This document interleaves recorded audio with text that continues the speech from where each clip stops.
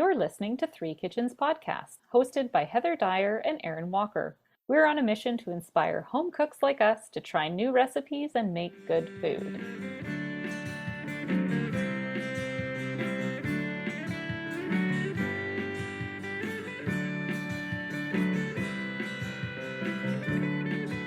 Well, let's talk about some food I'm going to make. Ooh, how does that sound? All right. Yes, please. Hello and welcome to Three Kitchens Podcast. Hello, hello. I'm Erin Walker. And I'm Heather Dyer. And that's us. It's the two of us today. I have some beef that I don't know how to cook really well. Okay. So if you remember, I purchased an entire half of a cow from Chatsworth Farm 6 or 8 months ago. And so you end up with a variety of cuts. Some I'm like, oh yeah, I've learned to cook these different cuts. I know how they work now.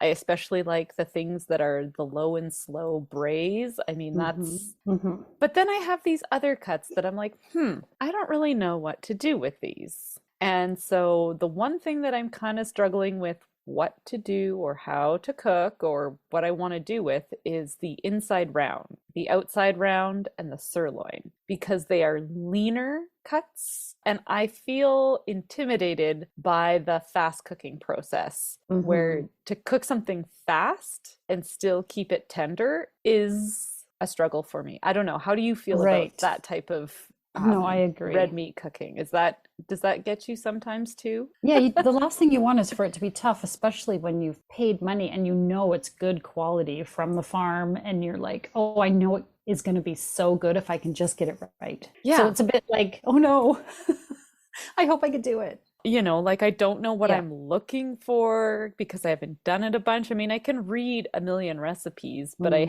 don't really know what I'm doing until I've gone and made mistakes. Okay, what part of the animal are we talking about? So this is the back end of the animal. Okay. So this is the hind quarters where you get these cuts of meat from. Around those hip bones. There's not a lot of fat back there, I guess. Guess not. Most of the stuff that I really enjoy cooking is the stuff that's like center and front is what I found out. And we got this great chart from Charlotte when I purchased the beef, and it comes from the Canadian Beef Organization. I don't know what they're called, but it's a wonderful picture of a cow and all of the cuts of meat and where they come from and the best ways to cook them. They have little symbols. So whether it's a grilling meat or a pot roast meat. And so this is it gives me an idea of what I shouldn't do. But it doesn't mean I'm good at doing the other parts. So I'm going to take on something that is going to use, the recipe says, a round steak or sirloin, and I'm going to make us some Philly cheesesteak sandwiches because I'm also really obsessed with having sandwiches for dinner these days. I love a good sandwich. Who doesn't? And so if I'm going to make a Philly cheesesteak, I had to find out who invented the Philly cheesesteak. Oh, you had to find out what is a Philly cheesesteak. Because I have sort of this vague picture in my mind, but I've never eaten one, and I only have sort of this idea of what it is. So I'm very curious. This is where I started here too, because I was like, I'm pretty sure it's some sort of like shredded meat sandwich on a bun. With cheese, lots of cheese. With cheese. But here's the thing, the cheese came later. So let me give you a very brief history of the Philly cheesesteak. 2 Italian immigrants back in the 1930s ran a hot dog cart. One day, one of the brothers decided to fry up some meat and pop it on one of his hot dog buns. And this cab driver drove by and said, "What are you making? Give me that." And he said, "You should be serving these instead of hot dogs." And the first Philly cheesesteak was invented. So come on now. Sweet. Somebody came and said, "Give me what you're cooking." It's like as if he'd just hand his lunch over to some random taxi driver. I guess he did. Okay. This is the really consistent story. Okay. So originally the Philly cheesesteak sandwich had just caramelized onions and fried up beef on it. And that was it. But then in the 1940s, there was a restaurateur who said this would also be really great with cheese. And that's when the cheese got added to the mix. So it was almost 10 years after the original Philly cheesesteak was born that cheese was added to it. And it's typically provolone or American cheese. Some recipes suggest, like, what's the stuff in the jar? Cheese whiz. Isn't Cheese Whiz just American cheese in a jar? I think so. Anyway. I'm not that familiar with what they call American cheese. I always figure it's the fake stuff. I'm not really sure. I kind of assume it's a plastic cheese too, but yeah, I could be wrong. I'm going to go for the provolone cheese because that sounds good. Yes. And then some recipes include a fried and diced bell pepper in there as well, which I think, you know, we can add to this because this is meat, cheese, and bread. Oh, and onion. Yeah, I think peppers would be good in that too. I think peppers would be good in that. It may or may not be the original sandwich. I like that flavor, so that's what I'm going to make.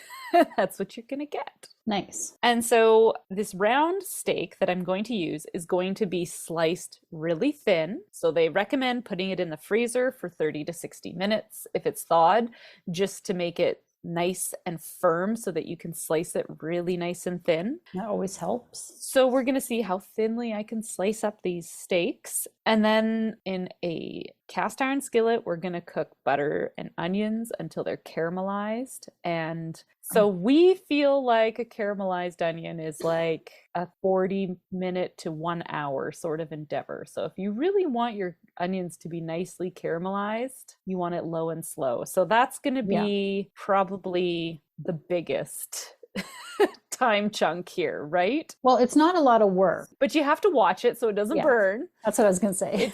It's almost the hardest thing to do in the kitchen because it doesn't require a lot, but if neglected, can be fucked. And it's tempting to mess with it. Oh, right. Because you're like, come on, I just want to get these onions done. Maybe if I turn the heat up a little bit and stir them more or something, it's like, just leave them alone. This is the patience. So we'll see how I do with my patience. I'll have to pick a particularly patient day to do this. The steak is going to be seasoned with salt and pepper, and then you're going to cook them in a hotter temperature, same skillet. So then to assemble this whole thing, you're going to want to put your onions down, your beef on top, your cheese in your skillet.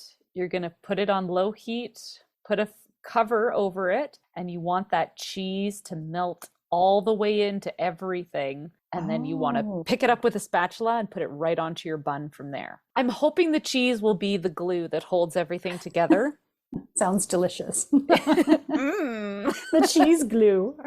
And they have recommended a hoagie roll. I don't know. Is that just a sub bun? Yeah, I don't really know what a hoagie. I always thought a hoagie was just a really giant sub sandwich, but I don't know. That's another Americanism that we're not so familiar with. That's something I'm not really sure about. However, because I went back and did this little bit of research and they were Italian brothers that invented this, we've got Lena's Italian Market right near us. So I feel like I can find a long, thin bun of Italian origin to put this on.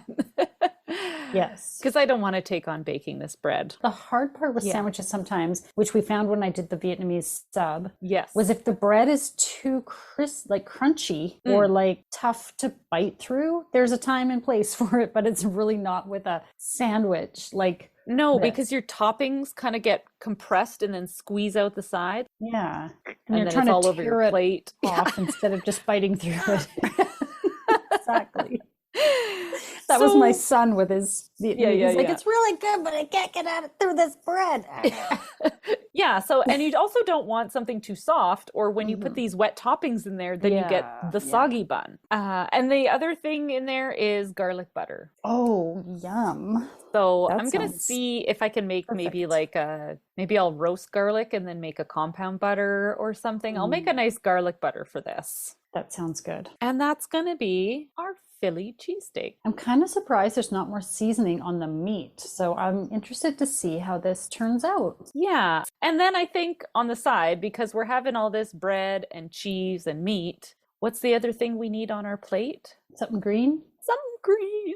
So I'm going to make just a simple broccoli, cherry tomato, feta, and hazelnut salad. Oh, with a yum. French dressing. Oh, that sounds good. So it's all fresh, uncooked vegetables, which I think sounds really delicious. It's got the feta cheese in there for the salt. And then it has this delicious French dressing. And it is a red wine vinegar, olive oil, sunflower oil, garlic, mustard, and honey.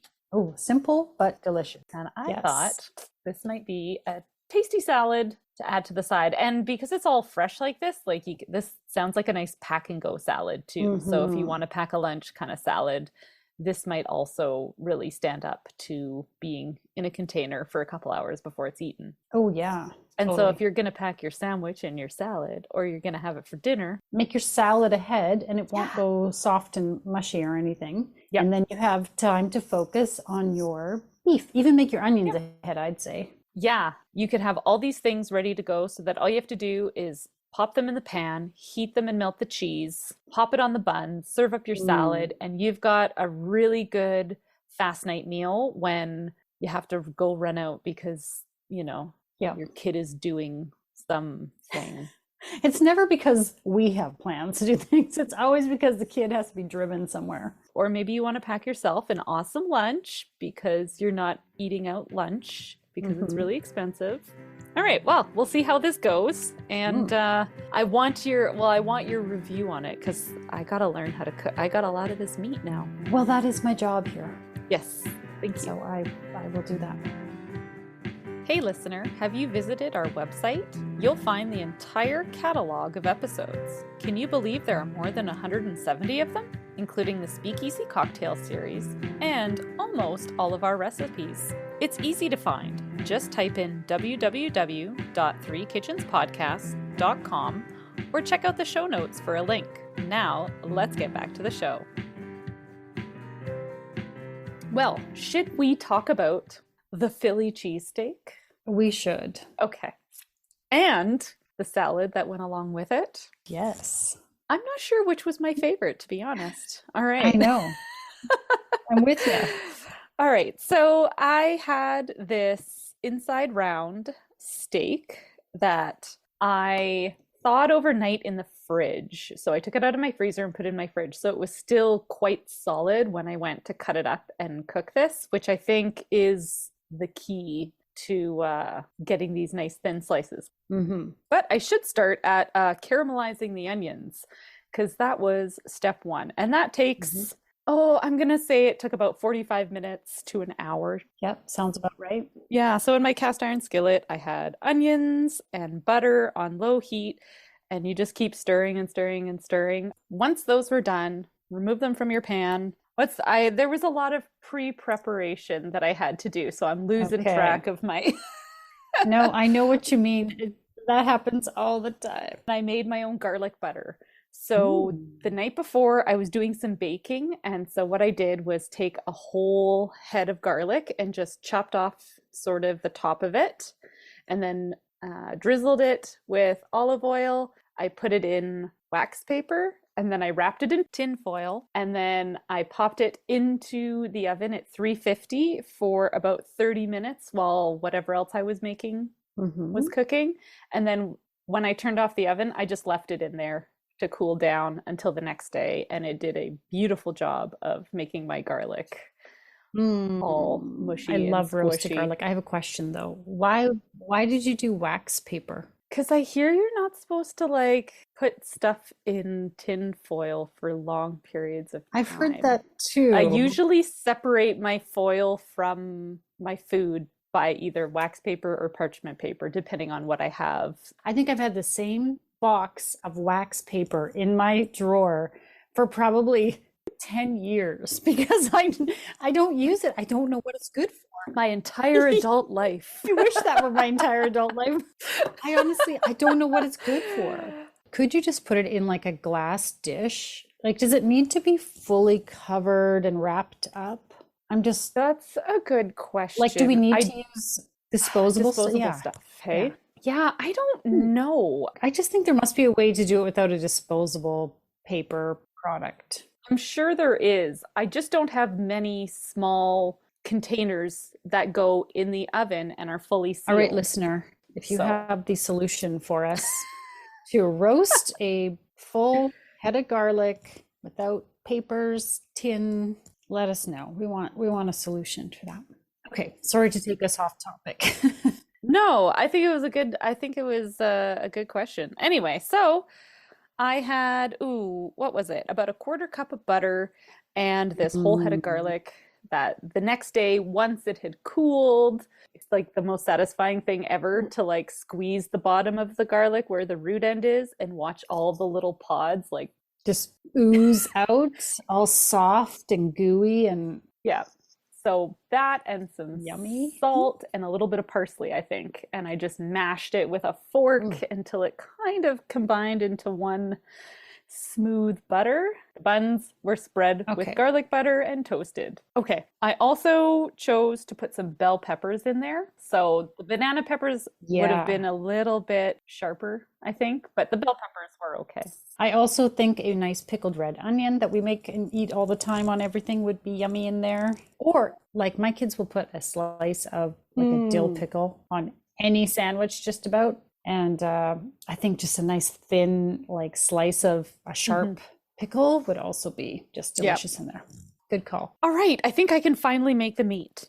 I've So put many all these things to parts together. prepare. They're all Okay. sitting and waiting. And this is kind of how my day went too, is I had all these things sort of lined up and ready to go. And then finally I could make my meat and make my sandwiches. It was this really thin sliced round steak. It was seasoned with salt and pepper. And then in my cast iron skillet that I had caramelized my onions in, I added in a good drizzle of olive oil, and then I just fried this up in small batches. You want this stuff to quickly cook without it releasing all of its moisture. It says it's about 2 to 3 minutes. And so just little batches of this went into my nice hot pan, stirred it around until it was cooked, and then I took it off to the side. Once all that's done, you can kind of put it aside until you want to serve dinner. So I had all this done during the day, and then when it came to dinner time, I just pulled everything out and started assembling it, and it went really quick and smoothly. So I would say you could prep this ahead of time so it's a nice quick dinner. Get ahead of things. Yeah, especially when you're cooking a thin meat like this, you need to be on it and actively cooking it. You can't just put it in the pan and turn away and mix up your butter or whatever. You need to be like on that meat the entire time. It's quick. It requires all of your attention. Yeah. And like we said earlier, when you're caramelizing onions, you also don't want to ignore them. Even though they take a long time, you need to pay attention to them because they can burn. They'll stick to the bottom. Your heat might be too high. They're uneven. So you do need to pay attention to each of those things. So those things take a little bit of time. But once you've got it all figured out, I found the best way was in a non-stick pan. So you want this to be about the length of the bun you're going to put it in. So you put your onions down, you put your meat down, you put some peppers on there, and then, oh yes, there is sliced provolone cheese waiting for us. And you put a few slices of provolone cheese on there, and you want to heat up your pan to medium, and you'll start hearing the onions start to sizzle and crackle a bit. And then what I did was poured in just a little bit of water. I would say maybe a couple tablespoons, and then put a lid on top of it so that that steam heats up and gets nice and warm, and the whole thing, your cheese starts to melt, your meat heats up, and everything kind of comes together. And then somehow you transfer that onto your bun. Somehow. This could take a couple spatulas. This could take, I also used my pastry scraper because that was about the length of the sandwich. And so it was a little bit of a, art to transfer this whole thing onto the bun. But then once you've got it all on there, it's nice and warm and you serve it up. Yeah, it's kind of made to order. It's kind of like you're at your own personal deli counter where you're heating things up, you're putting it together, and you're dinging the bell. Service. And then, because this was all so rich and delicious, I made a broccoli, cherry tomato, feta, and hazelnut little quick toss salad. And this had a French dressing on it. And this was a winner in my house. How about you? Did the family like it? I love it. See this, we've talked about this many times about how we try to eat our food like when no one else is around, so we don't have to share it. Well, I do that all the time. I think you're better at sharing. You're talking to the only child here, Heather. You know that I'm not a good sharer. It's not my fault, though. I had to share all of it because everybody was around and they're like, "Ooh, what's this? Can I try that sandwich? Can I try that salad?" Darn. So I had to say, you can have a bite, you can have a bite, you can have a bite. I did share my sandwich all around. And everybody was all over it. Like, can I have more? I want more. Don't eat it all. You know, it was like this kind of fight over this. His bite was bigger than mine. That was my husband. Yeah. Not surprisingly. But everybody loved all of it. Yeah. As I've mentioned before, my kids aren't the biggest fan of broccoli. And so I thought it's been a long time since we've had raw broccoli. Like usually it's cooked up or steamed or in a dish. Roasted or The broccoli, everyone was like, "This is the best broccoli I've ever eaten." I was like, oh, so the key to feeding you broccoli is doing less to it and just putting a nice dressing on it, and they eat it up. Well, don't get too cocky because the next time they might say they hate it. I mean, let's just be real. I'm absolutely aware of that. I roasted these hazelnuts in the oven before I put them into the salad. So I just put them onto a tray, put them under the broiler, and just kind of shook them back and forth until I could hear them kind of like sizzle and bubble a little bit. So I took them out, let them cool down a bit, and then I just kind of held them in my hands and rubbed them back and forth, and most of the skin slipped off, which I think means I've done a good job roasting.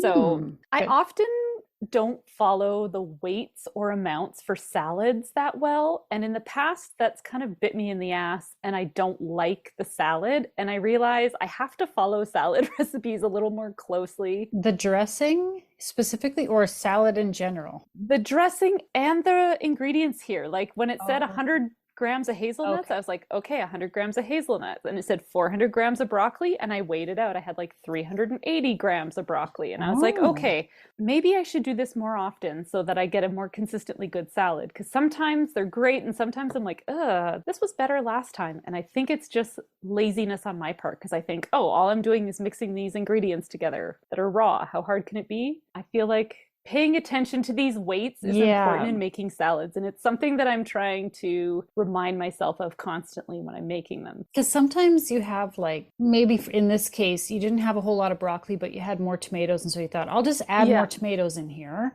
It's fine. I don't have a whole lot of broccoli, but it'll still be good. And then you realize it's not very balanced. It's too much tomato. Yeah. Yeah. Like I think I never really thought about it, but I think that does happen. I think also like what size you chop it to and I feel like salads are deceiving because they look simple, but I think to make them really good you have to pay attention.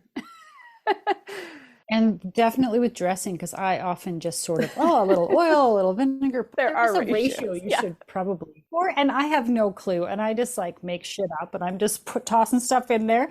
And sometimes it's like, ooh, this is so good, so clearly it worked, my method works. And then other times I'm like, something's not right in this. Yeah.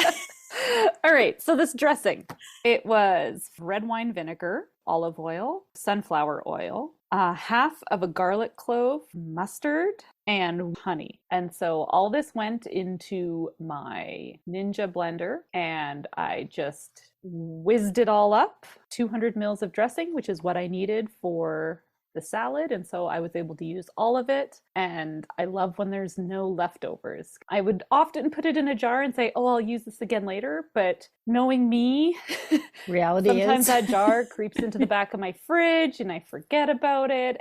It's almost better the next day. This is what I like about a broccoli salad, because it has a bit of time for that, because the broccoli holds up. It doesn't start to get mushy, but it soaks up more of the dressing. And I think it's even better. Day two. Even tastier the next day. I agree. It's a bit of a balance, but this is a fantastic salad. I love the hazelnuts. I've never had hazelnuts in a salad. Maybe because I don't buy them. I don't know. I never thought to. Because they can be kind of hit and miss as to when they're available, but I was really happy they had them because, yeah, I loved the hazelnuts in here too. I like it a lot. So my big thing was trying to cook this cut of meat quick and still have it be not shoe leather. Jerky. I have often failed in the fast cook of these meats that say you can just quickly grill them and serve them up, and then it's like I'm chewing gum. I thought this turned out okay. I was pretty happy with it. I paid lots of attention. I still would love it to be better. I think maybe some sort of marinade would make this good.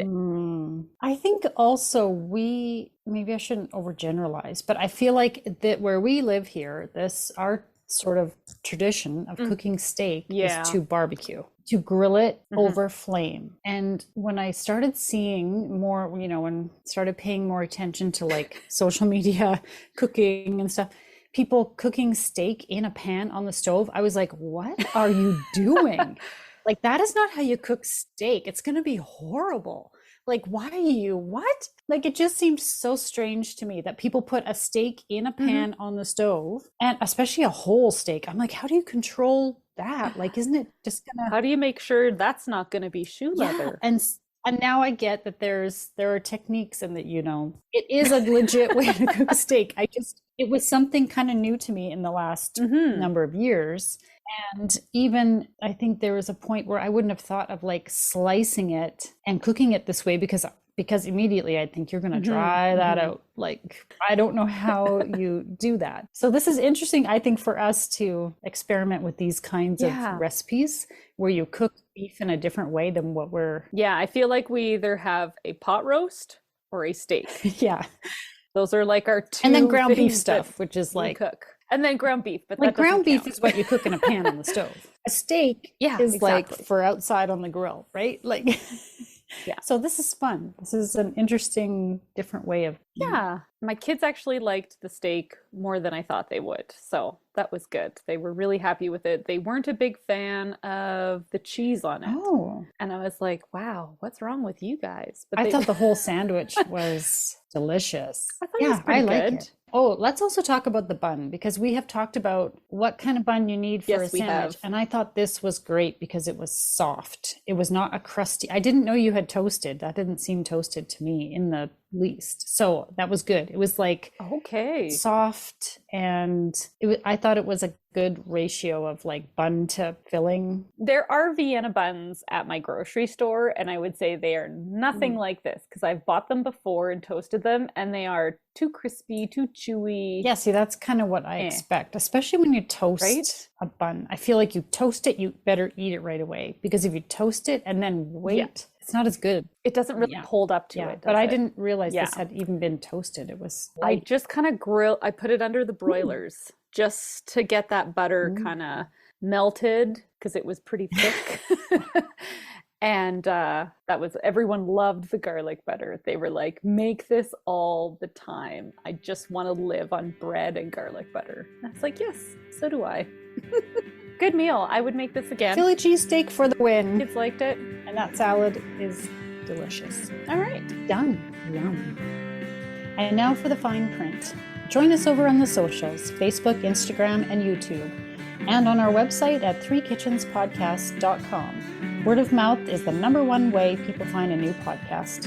And remember, when you like, follow, subscribe, and leave a review, it helps more people find us. Thank you so much for listening. Is that everything on there? I think that's all the stuff. It was a lot of little things along the way.